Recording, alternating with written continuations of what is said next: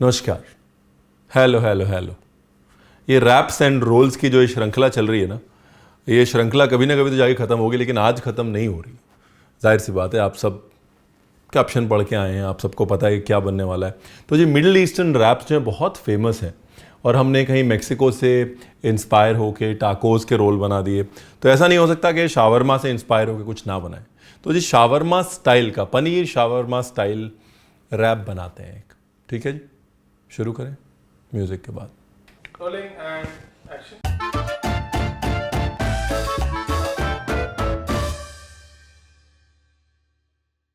तो जी पनीर शावरमा बनाने के लिए हमको चाहिए पनीर,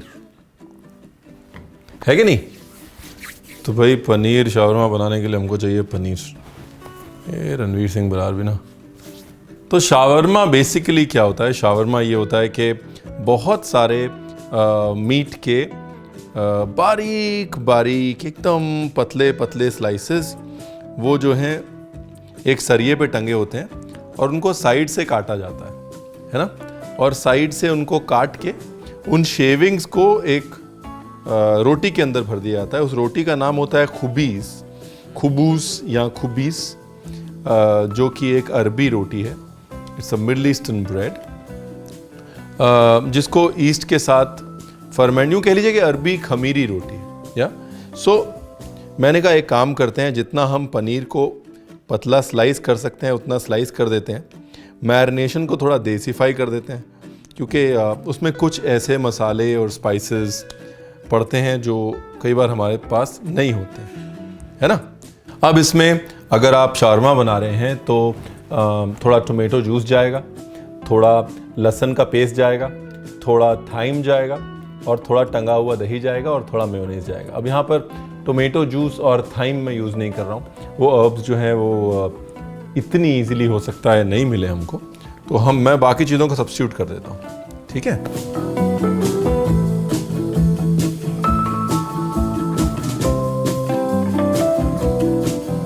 ऑरिगेनो सबको मिल जाता है ना, वो पिज्ज़ा सीजनिंग में, है ना? थोड़ा ऑरिगेनो डाल देता हूँ और थोड़ा धनिया डाल देता हूँ।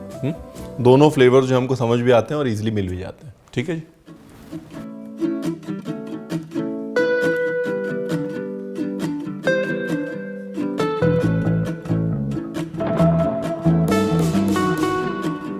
अब ये लिया, और यही चीज़ आप चिकन के साथ भी कर सकते हैं, यही चीज़ आप फिश के साथ भी कर सकते हैं। मैरिनेशन सेम ही रहेगा।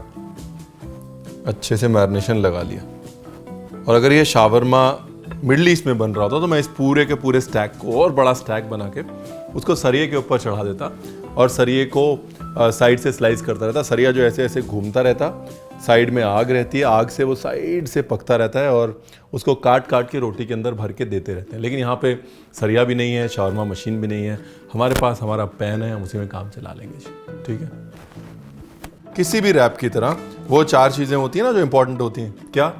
चटनी या स्प्रेड, सलाद, फिलिंग और ब्रेड। शावरमा में ब्रेड जो है वो खुबीज हो गई, फिलिंग चिकन या पनीर हो गया, सलाद जो है वो एक पिकल होता है, एक अचार होता है, जिसके लिए गाजर और बीटरूट हमने काट लिए।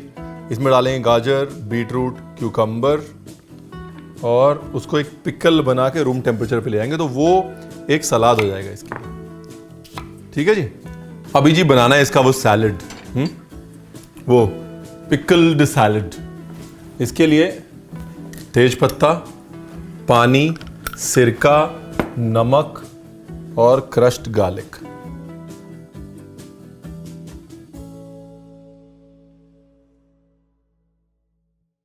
भाई वो हिंदुस्तानी वाला काम करना ज़रूरी है, हर रेसिपी को अपनी बनाना, इसलिए थोड़ी सी शक्कर। अब खुबीज जो है वो खमीरी रोटी होती है, यानी कि उसमें ईस्ट पड़ता है। मैं उसका एक क्विक शॉर्टकट बना रहा हूँ, जिसमें कि ईस्ट ना पड़े और रोटी जल्दी जल्दी बन जाए। ठीक है जी। मैदा, देखो जी कितना अच्छे से समझा रहा हूँ मैं। नमक, अभी इसमें मैं डाल रहा हूँ हल्की सी शक्कर। उसके बाद baking soda, baking powder, double acting baking powder, please पढ़ लीजिएगा।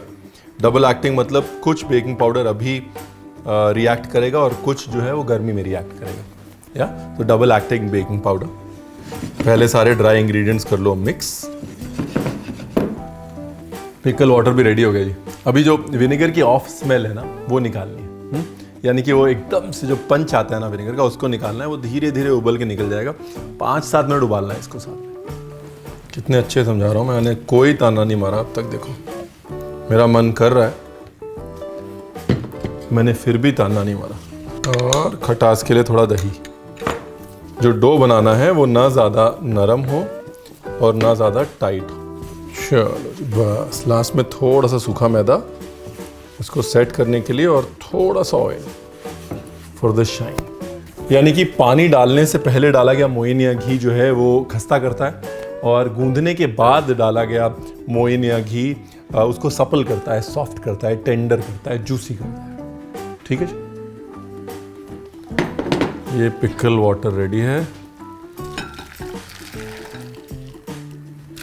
सबसे पहले वो सब्जियां जिनको वक्त लगेगा। ठीक है, अब लास्ट में इसमें क्यूकम्बर डालें, क्योंकि अभी क्यूकम्बर डाल दिया तो क्यूकम्बर ओवर कुक हो जाएगा। बहुत गर्म है पानी। तेल हमेशा लास्ट में, सॉफ्टनेस के लिए तेल हमेशा लास्ट में, और खस्तेपन के लिए तेल हमेशा पहले। तो जैसा मैं आपको हमेशा दिखा देता हूँ इस सीक्वेंस में, एक बार फिर से देख लीजिए। ये कहानी अब तक हो चुकी है। ठीक है, ब्रेड, फिलिंग, सैलड और स्प्रेड रह गया है। स्प्रेड बहुत इजी है। स्प्रेड में garlic paste plus mayonnaise plus salt, that's it. तो टर्की में पहले सेल्चुक रूल होता था। सेल्चुक्स जो थे उन्होंने बड़े समय तक टर्की को रूल किया। उसके बाद ऑटोमन्स आए, और ऑटोमन्स जो थे वो ट्राइबल थे, इनिशियली फाइटर्स थे, और बाद में बड़े शान से उन्होंने राज किया टर्की पे। लेकिन उनको बारबेक्यूइंग का बड़ा शौक था। They used to love grilled meats, और वो स्पिट के ऊपर मीट्स जब पकते थे, वो शाही दावतें, उनको बड़ा शौक था।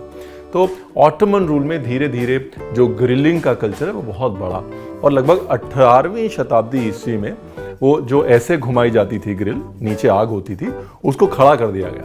हाँ, और साइड में लकड़ी ऐसे जलाई गई कि वो ग्रिल ऐसे घूमे। और ये सुल्तान को बड़ा पसंद आया, और धीरे धीरे वो पूरा टर्की में फैल गया, खासतौर इस्तांबुल में फैल गया।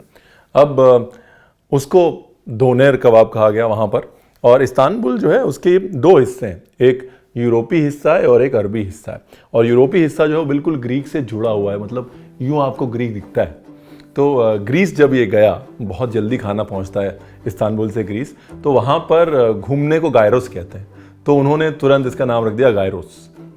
तो ग्रीक में गायरोस, तुर्की में दोनेर कबाब, और जाहिर सी बात है तुर्की से पर्शिया, पर्शिया से मिडल ईस्ट आया, और वहाँ पे शाउरमा इसका नाम पड़ गया, क्योंकि वहाँ पर घूमने को शाउरमा कहते हैं। तो मोटा मोटी अगर Ottomans love for open fire cooking और ग्रिलिंग नहीं होता तो शायद शाउरमा को डिस्कवर होने में थोड़ा टाइम लगता।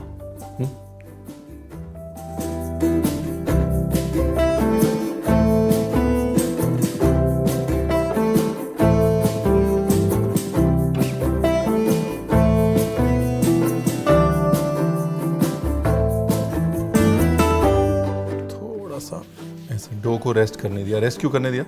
कभी भी मैदा अगर आप बेलते हैं ना तो उसको बार बार उठा के बेलें, क्योंकि जैसे ही आप उसको उठाएंगे वो श्रिंक करेगा। जब इसको सेकना है तो इसमें बिल्कुल तेल घी कुछ नहीं डालना है। अगर आपने तेल घी डाल दिया तो डो हैवी हो जाएगा, वो राइज नहीं करेगी। थोड़ा सा तेल लास्ट में डाला है डो में, बस उतना ही। सेकते समय पराठे की तरह तेल घी नहीं डालना है, इसको ड्राई ही सेकना है। ड्राई ही होती है, और ड्राई इसलिए होती है क्योंकि अंदर इतनी रिच चीज़ें हैं, अंदर इतने तेल वाली चीज़ें हैं, मेयोनेज़ वाली चीज़ें हैं, तो रोटी भी अगर बहुत तेल वाली होगी तो स्वाद नहीं आएगा। ठीक है जी, ये गई हमारी खुबीस, और इसको ढक देना है तुरंत। ढकना क्यों है? क्योंकि इसकी भाप नहीं उड़नी चाहिए। It will become moist and soft. तुम्हें अच्छे से समझा रहा हूं मैं। चलो जी शुरू करें। ये वीडियो जो है उन लोगों के लिए है जो हमेशा ये कहने का बहाना ढूंढते रहते हैं कि रणवीर आपने बताया नहीं, रणवीर आपने बताया नहीं। इतने डिटेल में इतने प्यार से बताया है, 25 मिनट का वीडियो बन जाए एक शावरमा रोल पे। तो शावरमा की खूबी ये है कि it's like a meal. Normally क्या होता है, हम रोल्स को एंटरटेनमेंट के तौर पे इस्तेमाल करते हैं। Shawarma is like a meal. Best part is उसी के अंदर फ्रेंच फ्राइज हैं, उसी के अंदर सैलड है, उसी के अंदर फिलिंग है, उसी के अंदर स्प्रेड तो ऑब्वियसली हो गई। It's like a complete meal in itself and that's what I love about it.